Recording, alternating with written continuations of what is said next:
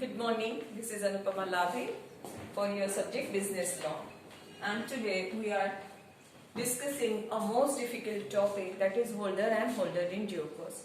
So let us start with the definition of holder. Who is holder? Under section 8 of Business, that means Negotiable Instrument Act, the holders means any person. That means any person can become a holder if he own, that means in his own name, to the possession of negotiable instrument. Afterward we will write it as NI, that is negotiable instruments, as pay of endorsee or endorsee. He must be bearer of the instrument in his own name. So what is holder? Holder is a person who is holding the instrument in his own name. ठीक है, तो क्या होता है holder? Means any person entitled in his own name to the possession of negotiable instrument. That means he is possessing the negotiable instrument. That means he is holding the negotiable instrument. If the instrument is a bearer one, possession of negotiable instrument as pay, that means he is entitled. Now, what do you mean by pay? Pay is a person who is entitled to receive the amount which is mentioned in negotiable instrument. So he is holding the, that means he is in possession of the negotiable instrument as pay. Okay. Or endorsee, he must be bearer of the instrument in his own name. And if he is endorsee means endorsee is a person to whom the instrument is transferred. ठीक है, जैसे कि A है और B है. A ने hold किया था इंस्ट्रूमेंट को और देन ही transfer this instrument in the name of B. ठीक है, अभी उसने किसके नाम पे ट्रांसफर किया है? B के.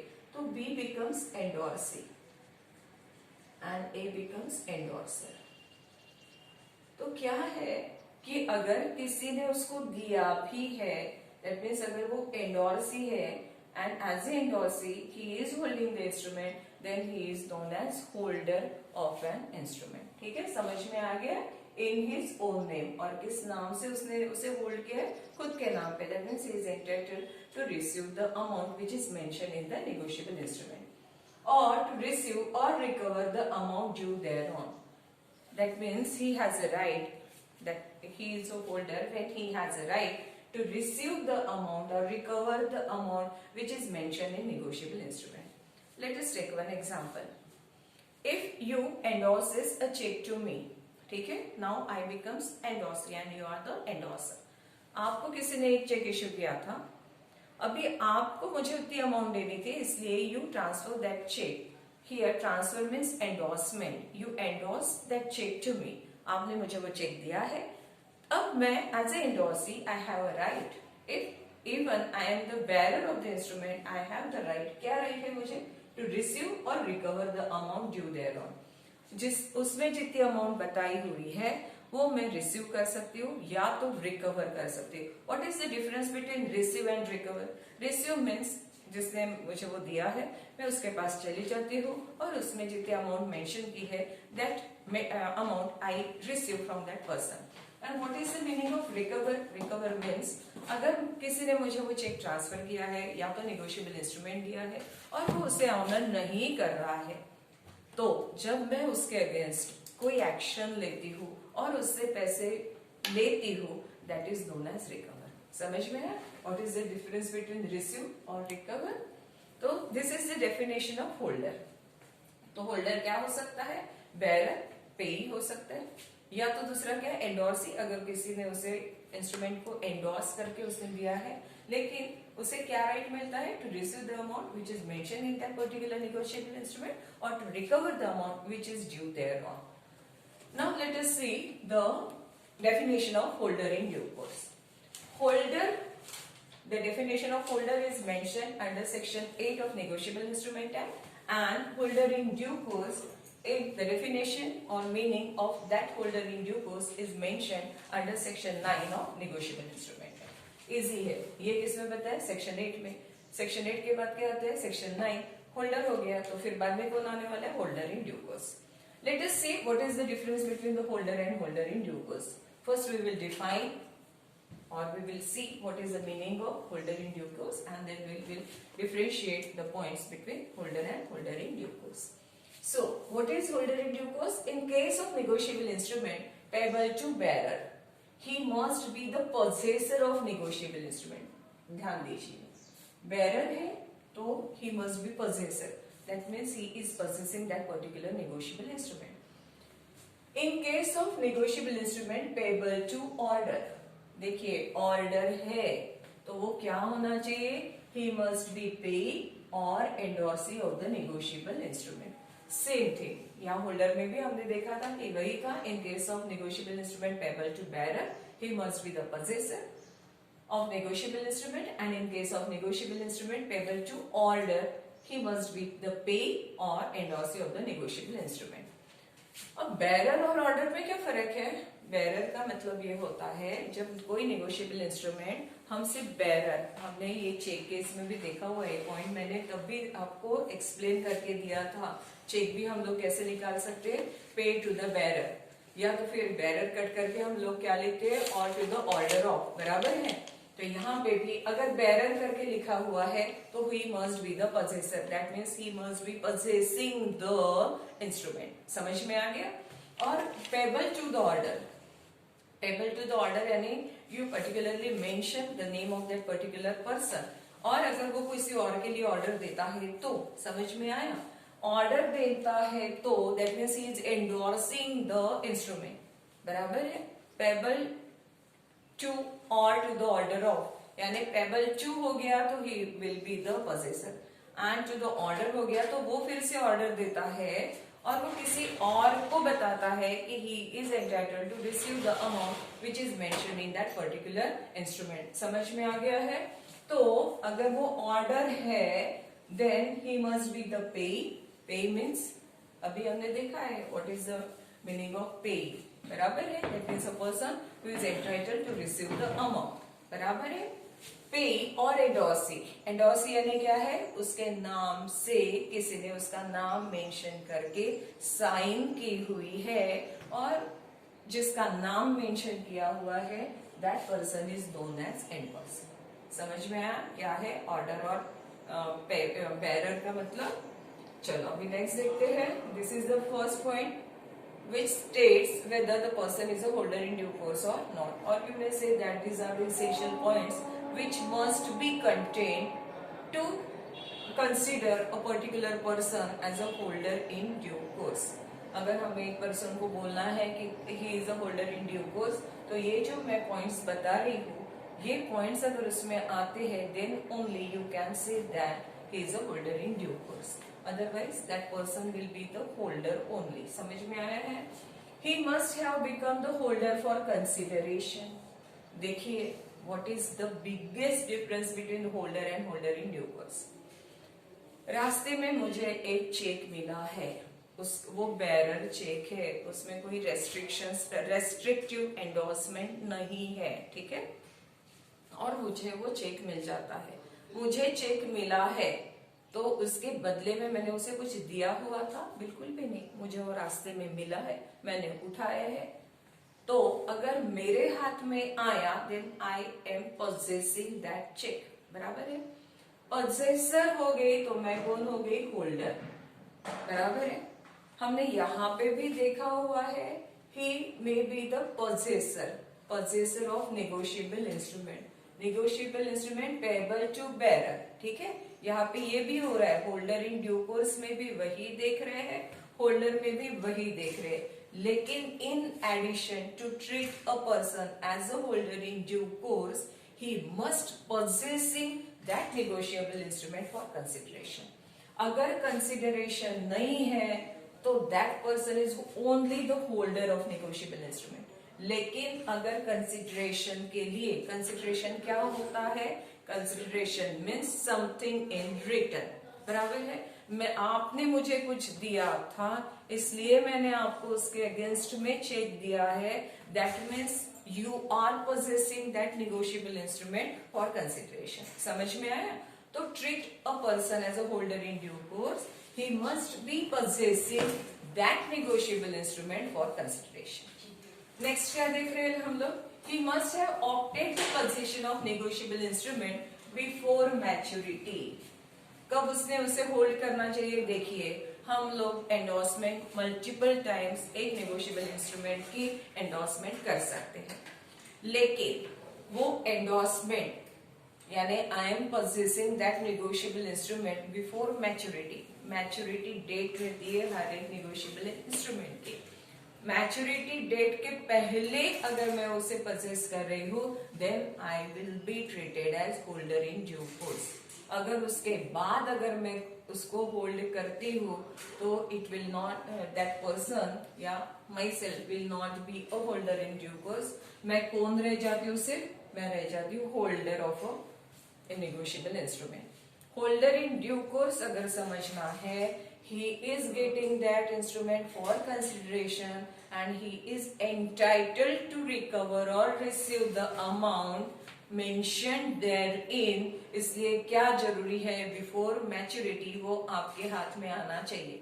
चेक की मैच्योरिटी हो गई है, you know that within 3 months क्या है, you have to encash your cheque. अगर वो आप नहीं करते हो तो दैट बिकम्स स्टेल, और स्टेल चेक को आपको डिपॉजिट करने के बाद भी कोई राइट नहीं मिलता है टू रिकवर द अमाउंट और टू रिसीव द अमाउंट। इसलिए holder in due course treat करना है that negotiable instrument must be purchased by him before the maturity date. ठीक है, then he must have obtain negotiable instrument in good faith and without negligence. उसने ये जो negotiable instrument है वो कैसे लेना चाहिए? इन गुड फेथ, यानी मैंने जैसे कहा कि बीच रास्ते में पड़ा हुआ चेक मुझे मिला, am I holding that negotiable instrument in good faith? नहीं मिला है, मैं ले रही हूँ, क्या मेरा राइट था वो नेगोशिएबल इंस्ट्रूमेंट लेने का? बिल्कुल भी नहीं। तो इसीलिए अगर रास्ते में पड़ा हुआ कुछ भी मुझे मिल जाता है तो I do not have right to purchase or to recover the amount against that, इसलिए मैं होल्डर इन ड्यू कोर्स नहीं कहलाती हूँ। लेकिन अगर गुड फेथ में अगर मैंने उसे होल्ड किया है and without negligence, without negligence यानी अगर मुझे मालूम भी है कि वो प्रीवियस जो एंडोर्समेंट है वो फ्रॉडुलेंट है, अगर मुझे उसकी थोड़ी भी जानकारी है, मुझे उसका थोड़ा भी नॉलेज है, तो मैं होल्डर इन ड्यू कोर्स नहीं कहलाती हूँ, I will be treated as holder. समझ में आया? तो ये अगर चारों पॉइंट्स उस इसमें प्रेजेंट है तो ही वो होल्डर जो है, that means the person who is holding the negotiable instrument becomes holder in due course. Clear हो गया? होल्डर के लिए क्या जरूरी नहीं है, उसके लिए जरूरी नहीं है that means he is holding the negotiable instrument for consideration. उसके लिए ये भी जरूरी नहीं है कि उसे वो मैच्योरिटी के पहले लेना चाहिए, उसके लिए ये भी जरूरी नहीं है कि उसे वो गुड फेथ नहीं लेना चाहिए। ये कुछ भी नहीं है, इसलिए हम लोग उसे सिर्फ क्या कहते हैं? Holder. Holder in due course नहीं कहते। ठीक है ना, होल्डर है ना, पैसे तो मिल रहे हैं, तो क्या फर्क पड़ता है कि मुझे होल्डर कहा जा रहा है या मुझे होल्डर इन ड्यू कोर्स कहा जा रहा है? क्योंकि देखिए टू रिसीव और recover the amount due thereon, यहाँ पे भी कहा गया है। तो मुझे अगर अमाउंट मिलनी है तो मुझे क्या जरूरत है होल्डर इन ड्यू कोर्स कहने की? नहीं। क्या है, जब ये चेक जो है, ठीक है, या जो नेगोशिएबल इंस्ट्रूमेंट है जो एक बार होल्डर इन ड्यू कोर्स के हैंड से ट्रांसफर होता है, afterwards it get a good titles. जैसे इसके हाथ में पहुंच गया होल्डर इन ड्यू कोर्स, हो सकता है कि वो फ्रॉडुलेंट हो सकता है कि किसी ने उसे थेफ्ट किया हो, है ना, किसी ने चोरी से लिया हो, किसी ने रास्ते में पड़ा हुआ लिया है। लेकिन जब होल्डर इन ड्यू कोर्स के हैंड्स में आ जाता है, होल्डर इन ड्यू कोर्स जो है वो किस लिए ले रहा है? For consideration. जब कंसिडरेशन के लिए ले रहा है, गुड फेथ में ले रहा है, विदाउट नेग्लिजेंस ले रहा है, उसके लिए उसे पता ही नहीं है प्रीवियसली इस इंस्ट्रूमेंट के साथ कुछ फ्रॉड हुआ है, तो क्या होता है?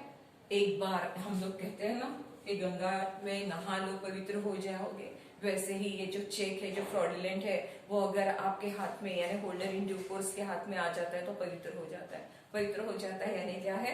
उसमें जितने भी डिफेक्ट्स है वो रिमूव हो जाते हैं। समझ में आया है?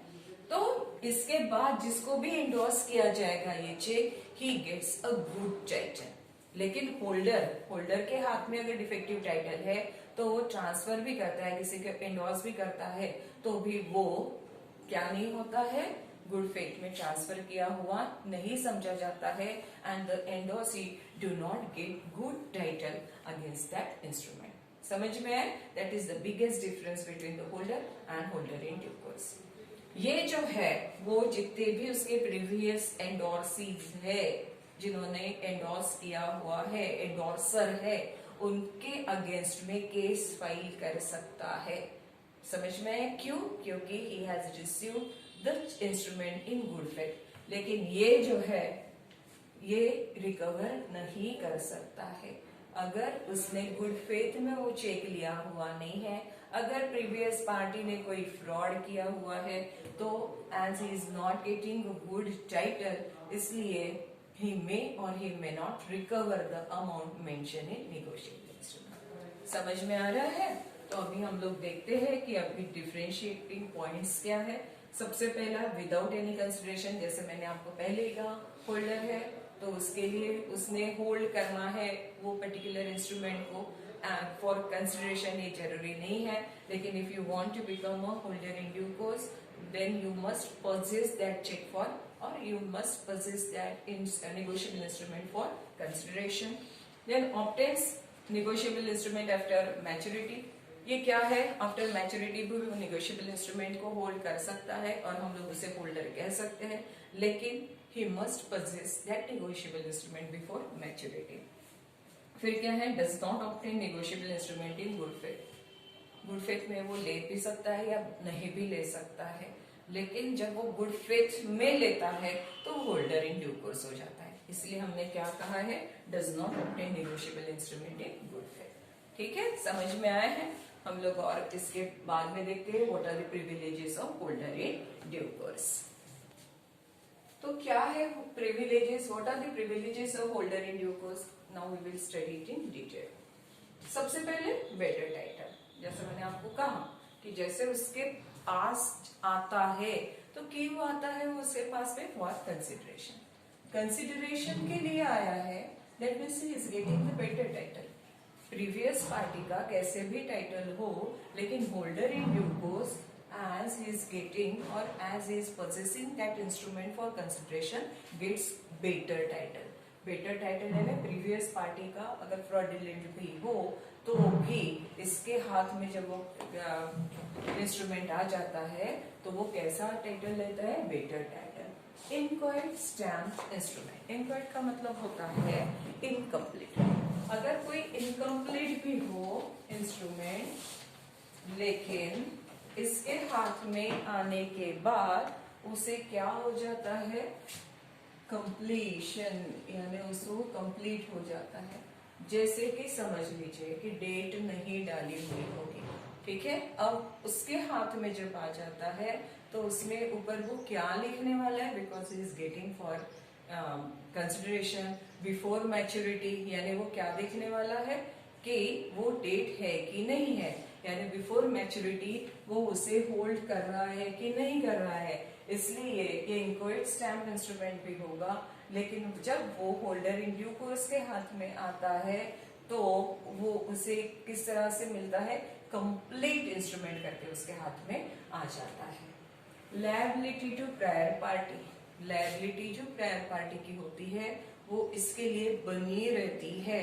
कोई भी पर्सन ये नहीं कह सकता है कि मेरे हाथ से इसने चुराया हुआ था। फॉर एग्जाम्पल, हम लोग एग्जाम्पल के थ्रू ही इसको क्लियर करते हैं। ए है, बी है, ओरिजिनल ड्रॉअर है, ये ड्रॉ भी है, ठीक है। अब इसने क्या किया है? सी को ट्रांसफर किया है। अब ये सी के हाथ से डी ने चुराया है। हो सकता है उससे छीन लिया है या उसके हाथ से गिर गया है और डी ने लिया है, और ये डी ने ई को ये ट्रांसफर किया है, और दैट इज फॉर कंसिडरेशन। ई के हाथ में वो क्यों आया है? कंसिडरेशन। अब ये एज अ कंसिडरेशन करके ई के हाथ में आया हुआ है, इसलिए ये क्या हो गया? Holder in due course. Now he has all the rights to recover the money mention in that particular instrument from D, C, B, और अगर ये नहीं कर रहा है तो ए से। समझ में आ रहा है? तो ये सी इसे नहीं ये कर सकता है कि इसने मेरे हाथ से चुराया था, लिया था, इससे कोई फर्क नहीं पड़ता है कि डी ने इस इंस्ट्रूमेंट को कैसे लिया था, उसे सिर्फ इतना देखना जरूरी है कि E is getting this instrument for consideration and in good faith में ले रहा है, कंसिडरेशन के लिए ले रहा है। और तीसरा ये कि without knowing the fraud present in that particular instrument, that is without negligence उसने उसे होल्ड किया है। तो लायबिलिटी ऑफ प्रायर पार्टी कैसे, इसके लिए एज इट इज बनी रहती है। अब हम लोग देखते हैं फिक्टिशियस बिल। और फिक्टिशियस बिल क्या होता है वो फिर से हम लोग देखते हैं। हमने देखा है बिल ऑफ एक्सचेंज में एक को जरूरत है पैसों की, इसलिए वो क्या करता है, एक फिक्टिशियस बिल ड्रॉ करता है, बराबर है। फिक्टिशियस बिल इसलिए ड्रॉ किया हुआ है क्योंकि ये उस इंस्ट्रूमेंट को लेके बैंक में जाए और बैंक में उसे डिस्काउंट करे। बैंक में जैसे उसे डिस्काउंट किया, इनको पैसे मिल गए हैं और पैसे मिलने के बाद उसकी जो जरूरत है उसको पूरा किया। लेकिन समझ लीजिए कि इसने ये फिर से सी को दिया है, सी ने डी को दिया है, और फिर से हम लोग देखते हैं कि ई जो है holder in due course. Her example में हम लोग ये देखेंगे कि होल्डर इन ड्यू कोर्स कौन है, ये सिर्फ कौन है, ई है। अब ई ने क्या किया है, अपने बिल के लिए पहले डी के पास गया, डी ने नहीं किया तो सी के पास गया, बी के पास गया। बी बोल सकता है कि ये फिक्टिशियस बिल है, इसलिए I am not liable to pay the amount which is mention in that particular instrument. ये ही कैन नॉट डिनाई, ये क्या नहीं कर सकता है, डिनाई नहीं कर सकता है कि फिक्टिशियस बिल है। लेकिन किस केस में, होल्डर इन ड्यू कोर्स के केस में। समझ लीजिए सी है जो सिर्फ बैरर है, ठीक है, या हम लोग उसे कहते हैं सिर्फ होल्डर है, होल्डर इन ड्यू कोर्स नहीं है। तो होल्डर ही है, इसलिए he can not recover the amount from B because B can deny saying that this is a fictitious. समझ में आ गया। तो होल्डर इन ड्यू कोर्स के प्रिविलेज मिल जाता है, कुछ भी हो जाए वो अमाउंट जो है प्रीवियस पार्टी से रिकवर कर सकता है इवन दो द बिल इज फिक्टिशियस। ठीक, फिर क्या है, no effect of conditional delivery. Conditional delivery यानी क्या होता है कि जैसे कि हमने ये कहा है कि हम लोग ये कंडीशंस पे देने वाले, वो कंडीशंस पे देने वाले, इसके ऊपर उसका कोई फर्क नहीं पड़ता है। आपको जितनी अमाउंट बताई है उतनी अमाउंट पे ही करनी है, आप ये कंडीशंस नहीं पुट कर सकते। अगर ऐसा होगा तो ही आपको पैसे मिलेंगे। होल्डर इन ड्यू कोर्स के इसमें कितनी भी कंडीशंस डाली हो तो भी वो इसके ऊपर उसका इफेक्ट जो होल्डर इन ड्यू कोर्स के ऊपर है वो नहीं होता है। एक मिनट, कंडीशंस और मैं बताती हूँ। जैसे कि हमने एंडोर्समेंट के अलग अलग टाइप्स देखे हुए हैं। एंडोर्समेंट में हम लोगों ने देखा है सब जो रेस्ट्रिक्टिव एंडोर्समेंट, ठीक है, या तो हाँ, ये जो रेस्ट्रिक्टिव एंडोर्समेंट है उसमें एक एंडोर्सर को एक राइट मिल जाता है कि वो अपनी लायबिलिटी से जो है वो छुटकारा ले सके, यानी वो मेंशन कर देता है कि अभी इसके बाद अगर इसकी कोई एंडोर्समेंट भी होती है तो I am not liable to this instrument. लेकिन जैसे ये कंडीशंस है, लेकिन अगर होल्डर इन ड्यू कोर्स के हाथ में चली जाती है तो ये कंडीशंस जो है वो होल्डर इन ड्यू कोर्स के लिए लागू नहीं होती है, even though he has, if he wants to deny his liability, but the holder in due course has a right to recover the amount from this endorser also। ठीक है, फिर बाद में क्या है, instrument cleared of all defects. मैंने आपको पहले ही कहा कि ए है, बी को दिया है, सी को ट्रांसफर किया है, डी के हाथ में आया है और डी ने उसको चुराया हुआ है और अभी ई के पास गया है, E is holder in due course. अगर ये होल्डर इन ड्यू कोर्स है तो ये जो डिफेक्ट है डी के हाथ में ये कैसा आया है, डिफेक्टिव टाइटल है, क्योंकि ही is not receiving that instrument for consideration. इसलिए अगर ई को इसके बारे में पता नहीं है, डिफेक्टिव टाइटल के बारे में या उन्होंने चुराई हुई चीजों के बारे में, तो ई को क्या मिल रहा है, राइट मिल रहा है और it is free from all defects. क्या हो रहा है, ये सभी डिफेक्ट से फ्री हो रहा है, फिल्टर हो जाता है जब उसके हाथ में कोई इंस्ट्रूमेंट आता है। फिर estoppel against denying original validity of instrument. चलो ये हम लोग देखते हैं, एस्टॉपल अगेंस्ट डिनाइंग कैपेसिटी और डिनाइंग ओरिजिनल वैलिडिटी। एस्टॉपल का मतलब क्या होता है, वो शो करता है, ही प्रेटेंड, बराबर है ना। हमने देखा हुआ है ना कि पार्टनर्स में भी पार्टनर्स बाय एस्ट्रोपल देखा हुआ है, इसमें वो एक्चुअली पार्टनर नहीं रहता है, लेकिन वो ऐसा प्रेटेंड करता है ही is a partner of that particular firm, और बाकी के भी जो पार्टनर्स है उसके लिए डिनाई नहीं करते। तो थर्ड पार्टी को ऐसा लगता है कि yes he is a partner of that particular firm. वैसे ही इंस्ट्रूमेंट का वो पार्टी भी नहीं है, लेकिन he is showing that he is a party to that particular instrument, ठीक है। और इसी की वजह से दूसरे ने वो इंस्ट्रूमेंट जो है वो लिया है। अब वो इंस्ट्रूमेंट लिया हुआ है, तो अगर वो यानी डिसऑनर हो जाता है, तो वो उस पर्सन से, दैट मीन्स जिसने स्टॉप किया हुआ है, उस पर्सन से भी पैसे रिकवर कर सकते हैं। और ऐसे केस में वो नहीं बोल सकता है कि मैंने इस कैपेसिटी में, यानी वो डिफेक्ट यानी उसकी वैलिडिटी, ओरिजिनल वैलिडिटी वो डिनाई नहीं कर सकता है, उसे एक्सेप्ट ही करना पड़ेगा कि हाँ I am party to that particular instrument and I am also liable to pay the amount which is mentioned in that negotiable instrument. फिर क्या है, instrument obtained by unlawful means और फॉर अनलॉफुल कंसिडरेशन। समझ लीजिए किसी ने भी वो इंस्ट्रूमेंट अनलॉफुल ऑब्जेक्ट के लिए, अनलॉफुल कंसिडरेशन के लिए लिया हुआ था, लेकिन इसके हाथ में जब वो आ जाता है तो ये नहीं देखा जाता है कि वो किससे आया हुआ है, उनका ऑब्जेक्ट क्या था, ये अनलॉफुल कंसिडरेशन था या क्या था।